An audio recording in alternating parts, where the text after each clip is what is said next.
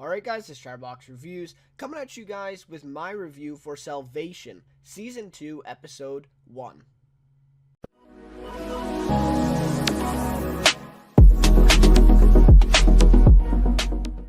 Alright, so we are back. I think it's been the greater part of a year since we've seen Salvation. I don't think it's quite been a year yet because I think the show has come back earlier this year than it was last year. I believe it was like mid-July last year. I could be wrong, but I think it was mid-July last year, and now we're back June 25th, 2 days ago, from the day I'm making this review. So, yes, we're back with Salvation. Honestly, I went into this episode and I don't know, I had like kind of high expectations because season 1 was surprising to me. I enjoyed it a lot. I think that the concept is obviously what carries this show a lot, and that was something I was really interested in. I thought it was a really cool concept. Obviously it's kind of been doomsday sort of world ending. It's not a brand new concept. It's been used before, and, an asteroid hitting Earth, it's been used before, but it's never really been in, like, a episode-to-episode television show, right? Like, it's usually just in a movie, and then you get all the, dramatization and all this stuff and everything. So, that's what I really was drawn to in Season 1. And that Season 1 was surprising. It was good. The ending to Season 1, I just felt like it really went downhill. The first, half of the season I thought was very enjoyable, but then the second half just seemed like the writing just kind of fell a little bit, and the finale I wasn't the happiest with. So, anyway, so we're back with Season 2, so I kind of went into it, I'm like, alright, well, I'm expecting some big things here with Season 2 because of the way how Season 1 ended. I just expected there to be, sort of a more work put into it, and all this stuff, like more effort and more, everything put into this so that Season 2 would be really good. And I was disappointed with this episode. Like I said, maybe my expectations were too high going into it. But yeah, I don't know. I was just disappointed. Maybe it's just because I've been watching a lot of shows like on HBO, AMC, I mean, The Terror. Like, you just really can't compare shows like this on CBS to those shows, and that's what I find myself doing too often. So that's maybe another reason why I was a little disappointed with this. And I do recognize that this is the type of show where you kind of have to turn your brain off and just watch it, right? And just kind of sit back and kind of just, kind of submerge yourself in this world instead of thinking, oh, well, that's not right? Like, that a little bit of a faulty logic used there, whatever. This is kind of one of those shows where you just have to sit back and watch it. A lot of CBS dramas are like that, right? So, it is what it is. I do recognize that. And yeah, so overall, I mean, it's not like, it wasn't an episode that I hated and I'll never, watch again or anything like that. Not that bad. But I was just really disappointed with it, going into this. So anyways, so I'll go over a recap here, hopefully pretty quick, and then get to my rating, favorite character, and then some more overall thoughts of the episode, and just kind of what we might, see going forward in Season 2, here. So anyways, so we start off, the previously on was actually very helpful because I forgot a lot of stuff from Season 1. I always tell myself, I'm like, okay, the next season is coming out soon. I should watch Season 1 back, or at least the last few episodes, get caught up, and then I'll know what's going on, and I never end up doing it. I'm too busy, and then I never remember to do it. So anyways, so I didn't remember a lot of stuff, so the previously on was a good 2 minutes long. So that was actually very helpful that they did that. They kind of actually recapped the whole first season, so that was really, really helpful. Alright, so the episode starts off with the people in the hangar, right? So they're in this, or the Ark, I guess, right? So they're in the Ark now, and Grace, we see, she starts taking on a little bit of a leadership role in the bunker. This one guy, Joe, I guess, but, quite a few people are freaking out, right, that they are now stuck down there. And then we find out a little bit, so then Harris and Jillian later figure out that 84 people are there for the Mars project, so they actually wanted to be there, and they're ready to go for this Mars project if that happens, right? If they need to. But 104 of the people down there got just swept up from TANS and taken down, right? So for that reason, some of them are unhappy. They're like, well, I didn't want to be down here. I didn't sign up for this, right? They were just kind of taken down there. And I don't remember if that exactly fits with the Season 1 finale, because I thought in the Season 1 finale, the way they made it out, that all the people that were being like ushered down there were people who wanted to be there. So I don't know. Again, interesting little dynamic it creates here for the time that they're in the arc. But I'm not sure if that fits, and it could create more tension, obviously, right? With some people not wanting to be there. Obviously they're like trapped down there, and they got family outside. The one Joe guy says that, and Grace really kind of comforts him and takes on that leadership role. But we're used to that, right? That's the kind of woman Grace is, and definitely not surprising that she would take on that kind of role. So then we see the first few days in the bunker. They're down there for 5 days, but the way they make it out, like they make it out like it was like a month or something, but it's only 5 days that they're down there. And it's kind of funny. Harris meets the bartender that he had that like one night stand with earlier in season 1. And it was good that they showed that little flashback, because I wouldn't have no idea who she is. But anyways, that was just kind of a funny thing. I think that's going to come back later, though, because he was saying, like, it could have just been a coincidence, right? But Grace was kind of suspicious of it, right? She was skeptical. She's like, wow, like, that's a pretty big coincidence to have that girl that was, at the bar that night to be also in the arc with us, right? So she's a little bit suspicious. I feel like that may come back later. There's also, I heard some people on Twitter, I think it was, someone posted this thing saying that the bartender was the one who sabotaged the oxygen levels, which you find out a little bit later. And that could also be the case too. So we're not sure who this is, but I'm definitely, I'm certain that, she's going to come back and play a part in this season one way or another. And then Harris says that door might not open ever, and we need to prepare for that. Obviously, it opens in 2 more days, but I just thought it was a kind of an interesting quote there. Harris, he's kind of that that realist guy. Like he kind of bases his thoughts and opinions on like the facts, you know what I mean? And the emotion isn't, as big as part of him as, Grace, for example, or Jillian, that's for sure. So, so just an interesting quote there by Harris. But again, the doors open in like 2 days, so it's not that big of a deal. So then Darius and Liam, they're trying to think of a way to destroy this oncoming asteroid, talking about magnets and stuff like this sciencey stuff.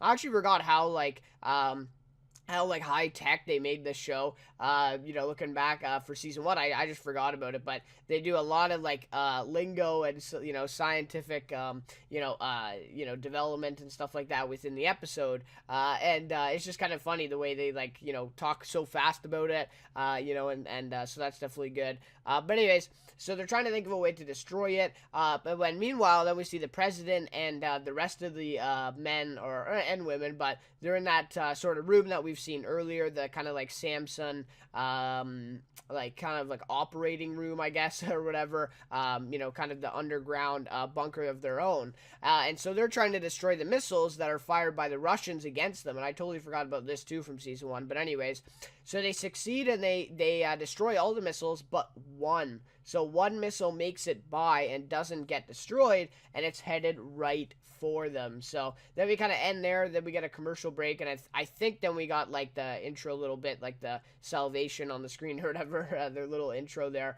But anyway, so that was a good thing there. I wouldn't have liked it as much if they just destroyed all of them. I feel like this was kind of realistic, because maybe there's that chance that you don't get them all, and then what would happen, right? And that kind of plays out in this episode. So I did like that. So then as Grace and Harris break the news about Joe to the people, so he actually falls down from the rafters and dies on the floor in front of Grace a little bit earlier. So, that was kind of crazy. But anyway, so they're breaking the news to the people in the Ark there and saying how it was an accident or whatever. And it's a serious scene, right? Kind of emotional too.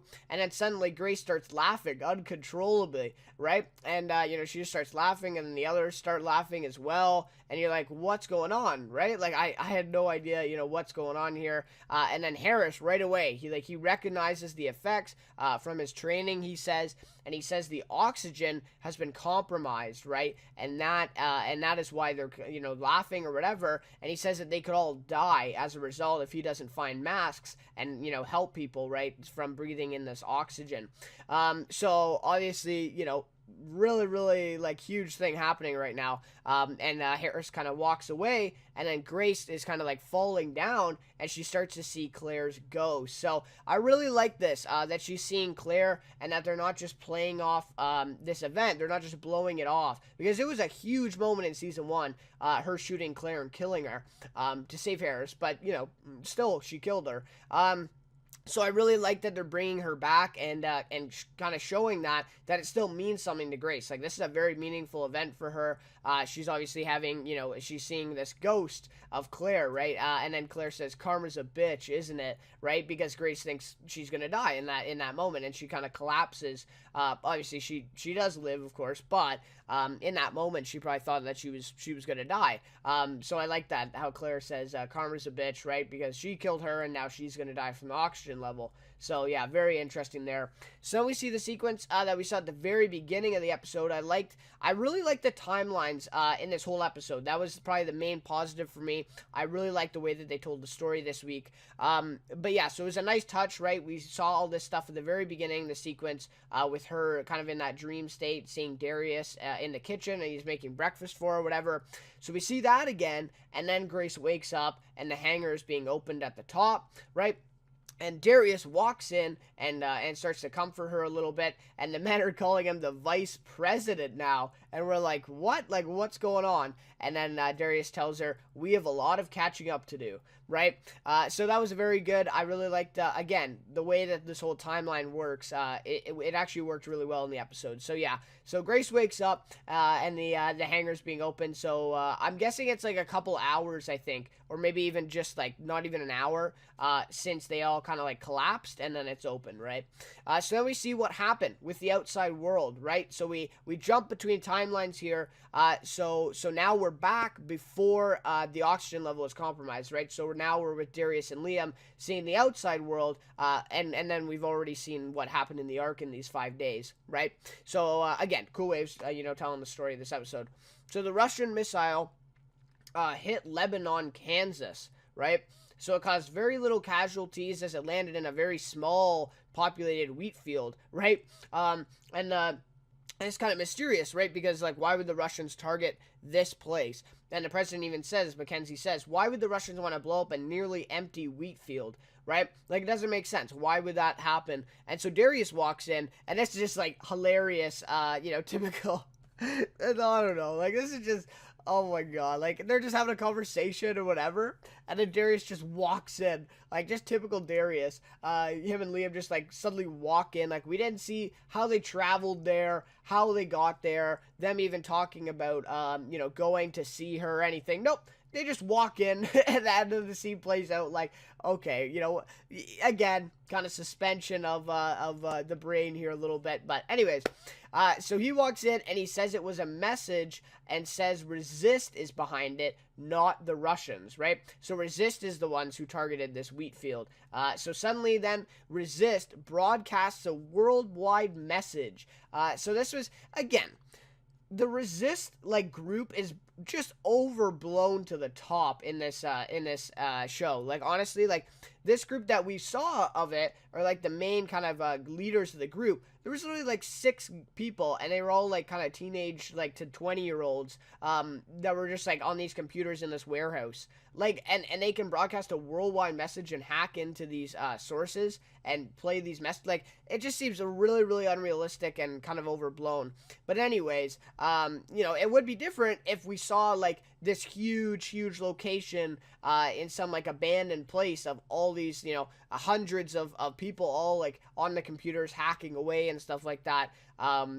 That would be different, but we saw like a little warehouse with like 6 people, and they're supposed to be able to do all of this, hack into missiles, hack into worldwide message boards and everything. So anyways, so they broadcast this worldwide message revealing the news about asteroid Samson, and say they have a plan to stop it, but they will threaten to use use the last missile, which has 13 missile heads still with it, on any country who refuses their plan. So this is a big moment, of course, because this news hasn't been revealed to the public yet. Like, they don't know about the asteroid.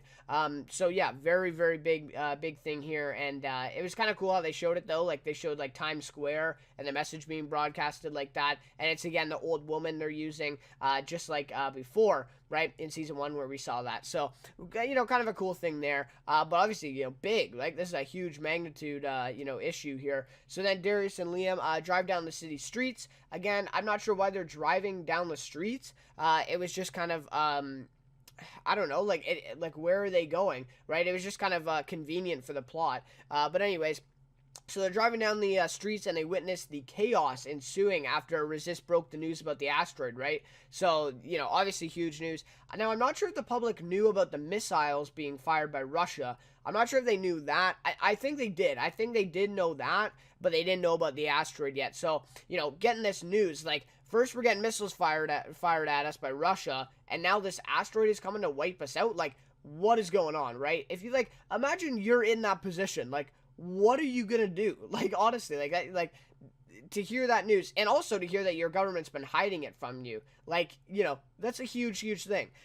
So I really feel like they're downplaying the magnitude of this whole revelation, though, to be honest. They do. They show chaos ensuing. They show, stores being looted, and then you see, this guy almost, gets in a gunfight with this police officer, right, because he won't let him pass by on the street.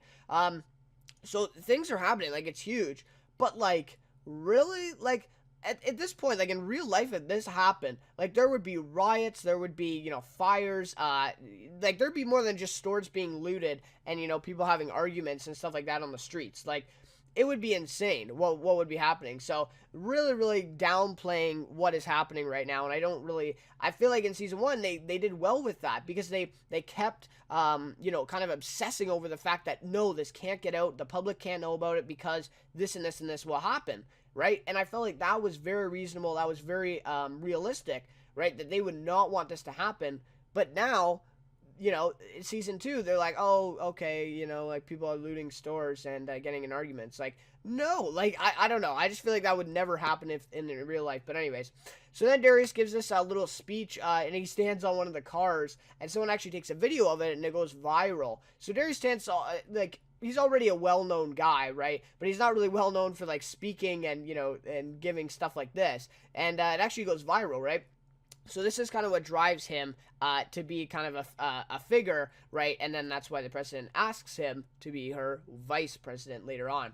So then the president arrives at Tanz and tells Darius and Liam of Resist's demands. So they wanted to hopefully hack into the missile before Resist gave their demands, because they knew that they would have to follow them once they gave them, right? And sadly, they don't make it in time. So the demands come in, and Resist wants Liam as a scientist and wants to use Tanz Industries as a base for these scientists to work on this and get rid of this asteroid, right? So this is directly hurting Darius too, right? Because they're taking away Liam and they're using his company, his building location for the base. So they're really trying to hurt Darius in this as well. And of course they brought down Tess too in season 1. So they're really just trying to hurt Darius here. So then the president, Mackenzie, tells Darius that she wants him to be her new vice president, like I said.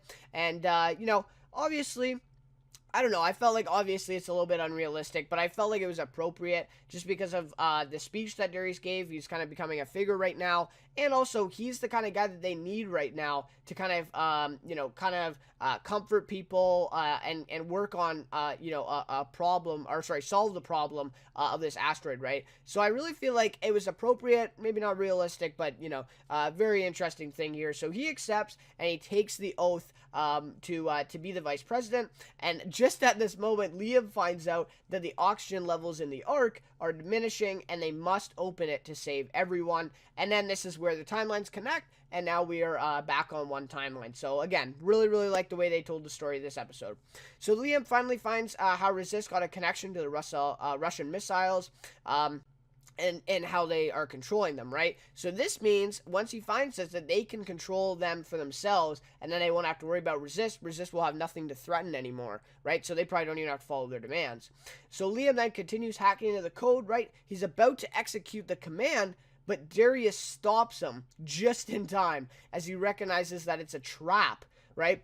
And then they find out that Liam was one click away from detonating 13 missile heads on some of the biggest cities in the world, like Moscow, New York, and all this stuff. Like, damn, right? Like, so Resist really covered their own asses here. They set up a trap here so that people can get in, but once they get in and try to take control, all of these missiles will detonate, so maybe they won't have the threat, but they would have just destroyed, 13 cities throughout the world. So really, really crazy stuff. So Darius says, so if we try to disarm them, millions of people die. Right, so like Resist is really, really, covered their tracks here, and they are again, like I said, I mean, looks like 6 teenagers, but apparently they're like the smartest people in the world, and they're pretty good hackers as well. So then we see Darius giving his speech, accepting his new role as vice president towards the end of the episode here. I thought this speech was actually very good.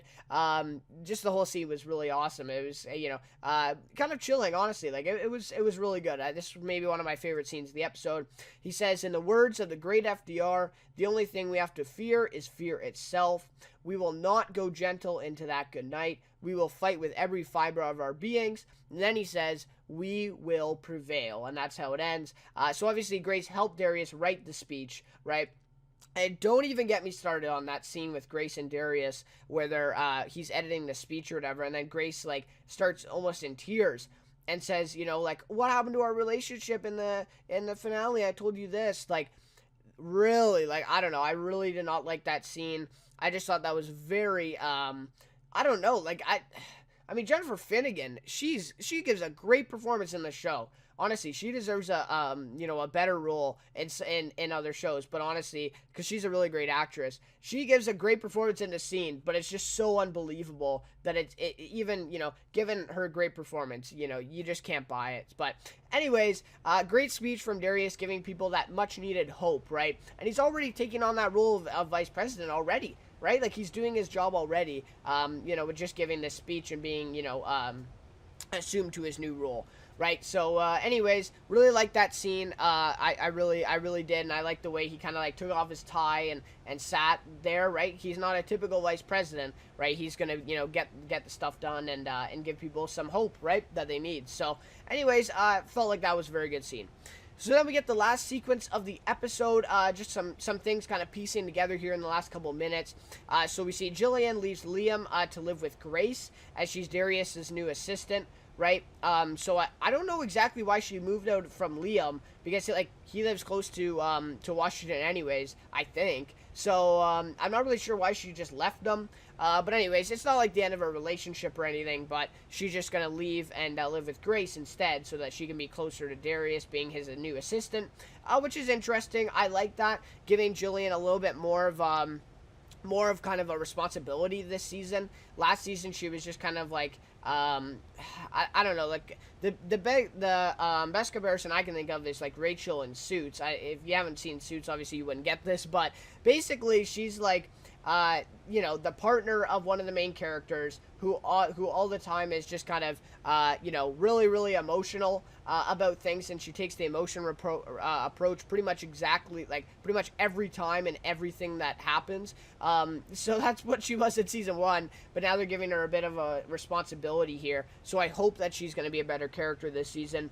So then Liam reports for his new job with Resist at Tanz, and Croft shows up. What? Like, honestly, I did not understand this at all. Croft is back, and he's part of the group of scientists. Wow, right? And then we get this, like, flashback really quick to when Liam shot him in season 1, and he's back. Like, honestly, again, I could be forgetting some of the stuff that happened in the season 1 finale and that stuff. But, like, what? How is he back? Like, I thought that, I knew that he didn't die, but I thought he was, like, gone now for forever, right? Like, I thought he was just going to be gone, but he's back again. So that's interesting there. I guess we'll have to see where that develops. Then we see Bennett alive and well. Obviously, he escaped in the season 1 finale, and he still has some followers, right? He still has some men following him, and they tell him that they have taken over some hangars and 2 aircraft carriers, and then Bennett says he will take back the White House by any means necessary. And then the men, call him Mr. President, right? So they're still following him. They're still going to do anything for him. And he's still on this mission to get the White House back. I really like this storyline. I feel like, having him still around rather than him, kind of getting killed or whatever in season 1, I like it. I like that there's that, kind of tension building now in this thing that he's going to try to get back the White House when meanwhile, everyone's focused on this damn asteroid, right? Like, the huge issue at hand here, and Bennett's just trying to take back the White House. So, very nice thing here. So this last sequence just setting up some interesting stuff moving forward. Going to be interesting. Croft, Bennett, what parts are they going to play in this season? So, some really interesting stuff there. All right, so my rating for this episode, I'm going to give it a 4.0 out of, 4.0 out of 5. Yeah, I don't know. I mean, I feel like this rating may be high. It may be too low. I'm not exactly sure, but for me, that's kind of low, though, right? Because, like, I think the lowest I've ever given an episode is, like, 3.5 out of 5, and that's also just because I don't usually check out things that I don't think I'm going to like, right? So yeah, but a 4.0, kind of low. The main positive of this episode is I really like the way they formatted it, right, with the timelines and the way they were able to kind of differentiate, time in the arc and then time on the outside world, right? And I felt like it was really well done because that's exactly how it would be, right? You're in this arc, you don't know what is happening on the outside. They were like completely trapped down there, no cell connection, obviously, right? So I really felt like that was a very accurate thing that they did, and very smart. I really liked the way that they did that. So that was probably the biggest positive of this episode. I thought there was good acting as well. At times in the season 1, I felt like some of the secondary actors were kind of like, I don't know. I mean, they were okay, but they weren't, great. Some of them were actually, like, kind of bad. But, I feel like Jennifer Finnegan, Santiago Cabrera, Liam Rowe, Charlie Rowe, sorry, he plays Liam, and then also Ian Anthony Dale. They did a great job in this episode, and they did a great job throughout season 1. So, they're gonna obviously, I think they're gonna do, give that kind of performance every single episode, and they're kind of the ones you can count on. Now, are the others gonna, kind of follow suit, and they're gonna do the same? Definitely questionable, right? So we're gonna have to see, but good acting by the main cast for sure. Just faulty writing in this episode, like, and I just honestly, like, I just think it's lazy writing sometimes. Like the scene with Grace and Darius, like, what? Like, it just didn't make sense at all. I mean, again, Jennifer Finnegan has given a great performance in that scene. Like, she's trying, but it's just not believable at all because of the way that the writing is. There's just multiple instances with this where it's just lazy writing, in my opinion. Like, they just really didn't think this through. So anyways, and I mean, I don't know, like, this happened in season 1 sometimes too. But I just felt like, this episode was just kind of, it was just kind of obvious at times. The editing was a little bit off at times for me. I don't know, like, some of the scenes, now, granted, it was a fast-paced episode. Like, this episode was, like, there was a lot of stuff happening. Actually, a lot of stuff did happen. And the scenes were pretty quick, right? But I just felt like the editing was a little off. Like, a couple scenes there where Grace and Harris are talking about how, Grace killed Claire or whatever, and Harris is saying how we, can't tell them because we can't make it public or whatever that you killed her. And then, like, it's just cut off. Like, it seems like we were kind of just broken up in that scene. And then I'm like, okay, well, they'll come back to it because that's kind of how the show goes, right? They, like, go from scene to scene and they kind of switch up a little bit. But we never got back to that scene. Like, that was just it. And it just seemed like it got, like, cut off halfway through the scene.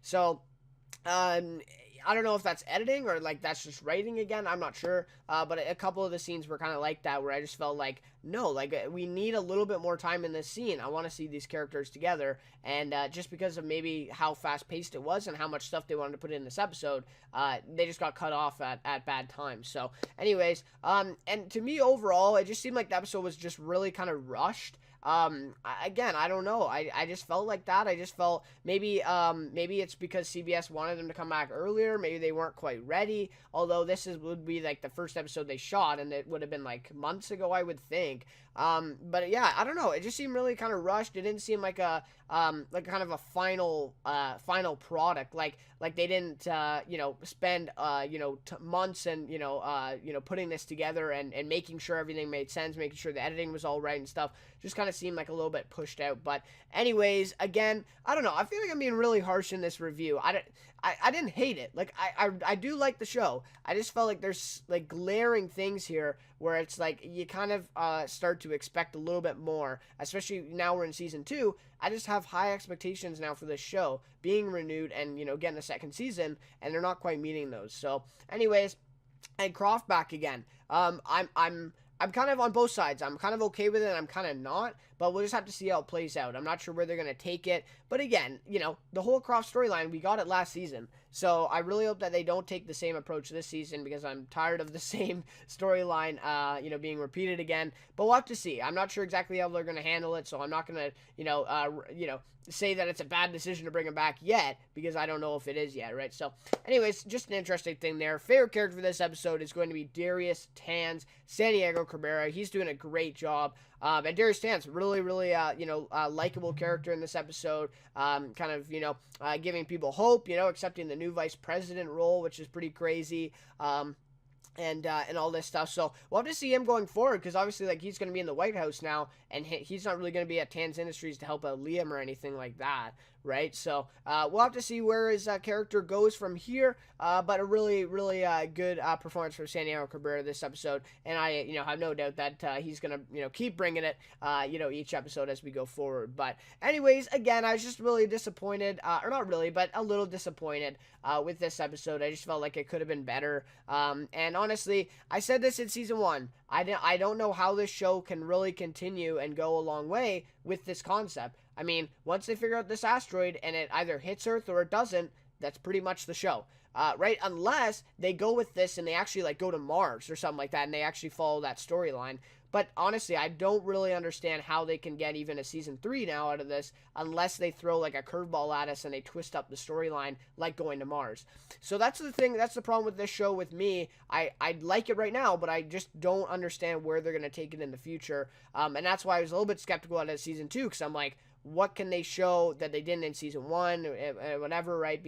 But they did leave season 1 off with a cliffhanger, right? With this asteroid, it hasn't hit Earth, we don't know yet, right? So that was good. But anyways, so we'll have to see going forward what this show is going to be like and how season 2 is going to go. I should be back next week with my review for the next episode, and a couple episodes or more. We'll see how it goes, and then make a decision on the rest of season 2 at that point. So anyways, guys, just like to thank you guys so much for watching this review. Salvation season 2. Let me know what you thought of the episode down below. I really, really would appreciate it. Hopefully we can start discussing. Maybe you thought I was too harsh in this review. Maybe you thought I was right, or maybe you thought I didn't go far enough. I mean, maybe you really didn't like this episode. Let me know. I would love to hear your guys' thoughts, and I really, really like to thank you guys for the just the support on the channel recently. The views, the comments, the likes, subscribers, everything is really awesome. So really, really appreciate that, guys. Thank you so much, and yeah. So again, thank you so much for watching this review, and I will see you next week for Salvation Season 2, Episode 2.